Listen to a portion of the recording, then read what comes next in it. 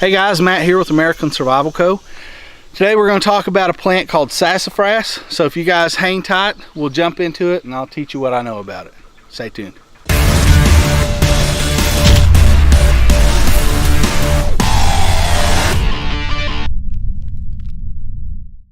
So sassafras is a pretty cool plant. As far as identification, spring, summer, fall, whenever we do have leaves on this thing, we've got leaf cover.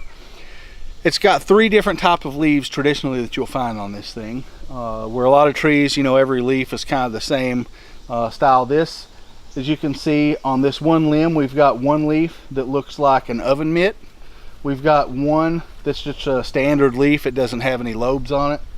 And we've got one that looks similar to a turkey foot with 3 lobes on it. It's pretty cool. So it's a pretty easy plant to identify, and it's a fairly useful plant. One of the things that we can do with this is we can use either the leaves or the roots to make a nice tea.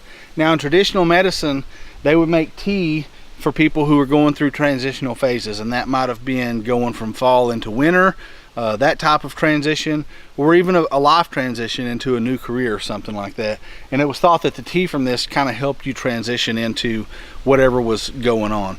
So kind of interesting.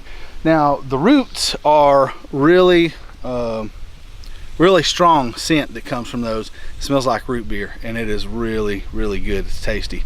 So interestingly, when we start talking about this guy and talking about its uses, depending on what book you read, if you read, say, Botany in a Day, it'll talk about how in the 60s there was research done on sassafras and it was found to have carcinogens.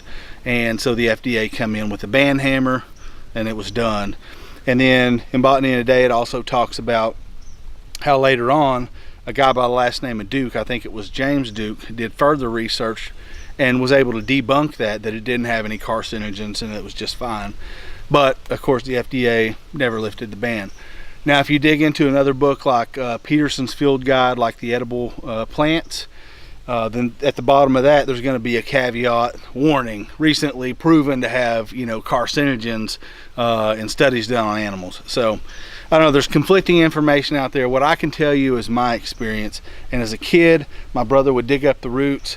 We drank lots of tea, gallons of this tea, and it never hurt us. I'm not telling you to do that. Do your own research, do what you're comfortable with. I'm just trying to convey my experience with it. Really good flavorful tea. Tastes like root beer. I've even heard that's kind of what root beer was derived from. Haven't done the research on that, but it makes sense because it tastes like it. One other thing is gumbo filet, the leaves, right? Important ingredient in gumbo. So do your research, believe what you want to believe. It's never hurt me. Now I will say, I'm not sitting around drinking 18 gallons a day of this stuff. You know, everything in moderation, right? That's kind of the rule of thumb. So do your own research and do what you're comfortable with. But it's an interesting plant, it's a cool plant, and really glad to have it here on the property out here in southwest Missouri. And anyways, hope you guys were able to learn something, hope you picked something up, and hope to see you guys in the field soon. So come train with us.